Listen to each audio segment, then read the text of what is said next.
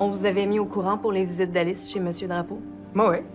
Vous m'aviez dit que vous étiez pour en discuter avec elle puis me revenir. J'ai pas eu de retour d'appel. Regarde, c'est pas facile pour ma fille. Elle a presque pas connu son père. Ben, tant mieux, remarque, parce que c'est un alcoolique fini.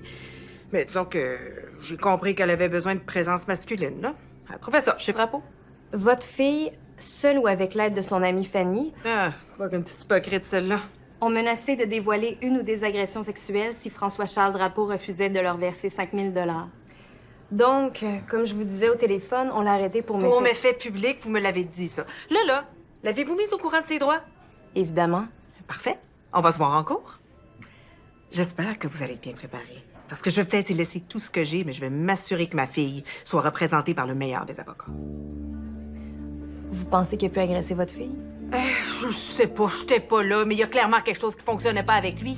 Alice me disait que même ses filles, à Drapeau, il parlait plus. On va amener votre fille devant un juge de la Chambre de la jeunesse. À partir de là, la justice va suivre son cours. Puis l'interrogatoire de ma fille, là, c'est pour ça que je suis là. Il n'y en aura pas finalement. Si vous voulez bien me suivre, je vais aller vous reconduire à la sortie. Attends, vous m'avez fait venir juste pour ça? J'ai changé d'idée. Puis d'après moi, déjà dans le panier à salade en direction du tribunal. C'est niaisage. Ah, ça va? Non, pas vraiment. Qu'est-ce qui se passe? Ma fille est partie très tôt ce matin, on sait pas où aller, on la trouve plus. Là. C'est vrai? Vous devez être contente, hein? Viens avec moi. Vous auriez dû voir ça, les messages haineux sur Internet. J'ai vu, oui. Elle a passé la soirée à pleurer. J'ai essayé de parler à Fanny. Dire que j'ai nourri ça à ma table. Est-ce que vous avez tenté de parler à ses amis? Quels amis? Vous avez vu quelqu'un prendre sa défense, vous? Est-ce que vous avez pu remarquer les vêtements qu'elle portait avant qu'elle ne quitte la maison? Non, je me suis pas levée à 4 heures du matin pour voir comment elle était habillée. Soyez-vous.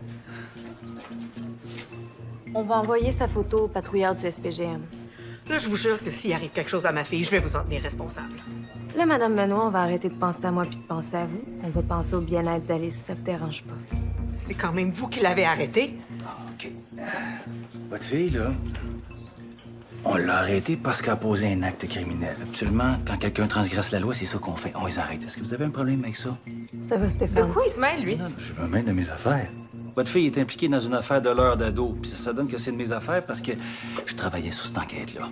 Là, vous pouvez pas venir nous dire que c'est pas vrai parce qu'elle l'a admis. C'est correct, ça?